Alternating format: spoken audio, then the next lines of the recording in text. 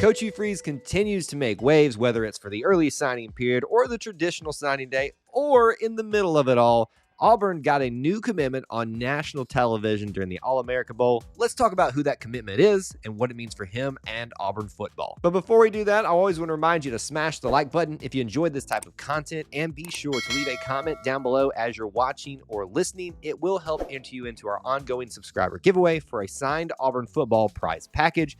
Details are listed in the description link. And lastly, do want to thank members of our booster club like Devin Wistrom, who help produce videos like this. Let's just talk about this fact for a second. It's been a little bit since Auburn's been relevant in the national recruiting space. Yes, they've been doing their own thing, but it's been quite some time since somebody at one of these big high school events, these big high school all-star games, has chosen the Tigers. It's finally happened again. Hugh Freeze continues to work his magic. Your new commit is defensive back Tyler Scott, will be joining the Auburn Tigers to be part of their 2023 class. Tyler Scott committed to Auburn during the All-America Bowl game, one of those high-profile events where these guys are showcased. What I want to do now for you is walk you through the timeline of what he's been going through in his recruiting process to understand how we got to this point. This starts for us back on June 15th when he committed to Arkansas State. Shortly after that time, throughout the summer and into the fall, started to get a lot of attention from some major programs. Then Auburn came into the picture on August 28th, offering him at that point. On October 2nd, he decommitted from Arkansas State. Not too long after that, at the end of October, took an official visit to Auburn.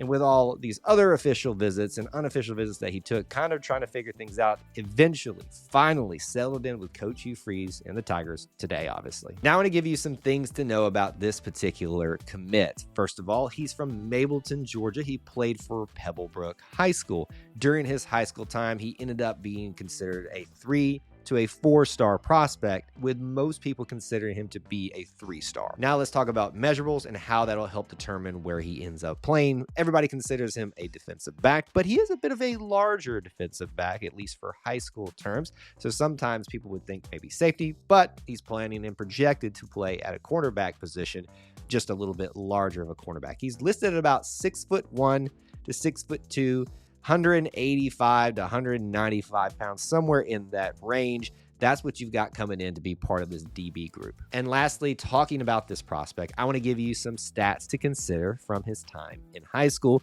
Back during his junior season, he accounted for 25 tackles and 5 pass breakups, but obviously made a lot of noise, which is what got him the attention this summer and fall. He's had several interceptions. He even returned a fumble 38 yards for a touchdown. You can understand why his size combined with his athletic ability really is something that got the attention of Auburn and others. Now let's talk about what it means, not just for him, Tyler Scott, but for Auburn football. And we'll start off by talking about what it means for this class, the 2023 class. Right now, it stands at 24 commitments and signings since we've gone through early signing day already. He's the 13th defensive prospect to be part of this class, the 6th defensive back prospect, and the 4th cornerback position guy. Now let's talk about future. What are his playing opportunities, maybe even early on? As always, I stressed on these guys to either redshirt or see limited time on special teams, especially in these skill position areas when they come in.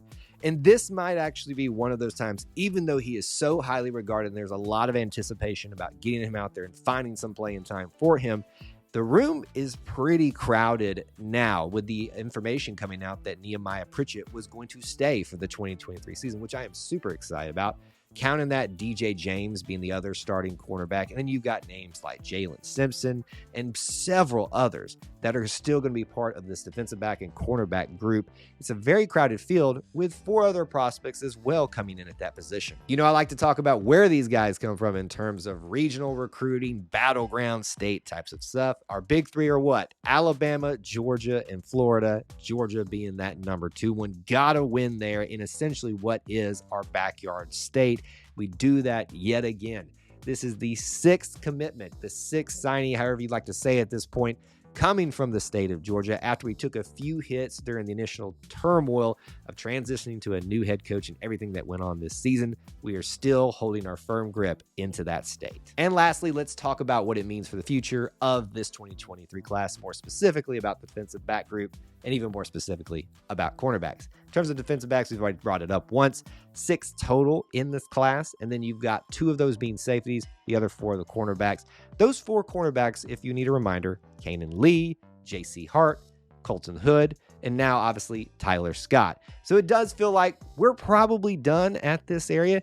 But as I always say, expect the unexpected. You never know who might want to decide to come to be with the Tigers. But for now, we're probably pretty good. So there you have it. That's my thoughts on your brand new commitment, Tyler Scott, defensive back, cornerback, coming to be part of 2023 class. Would love to know your thoughts down in the comments section below. Be sure you do that so you can enter into that subscriber giveaway. And hey, be subscribed if you haven't, because that's part of the process too. And lastly, check out those links in the description for ways you can help support us here at E2C Network, where we share the whole Auburn experience. War Eagle.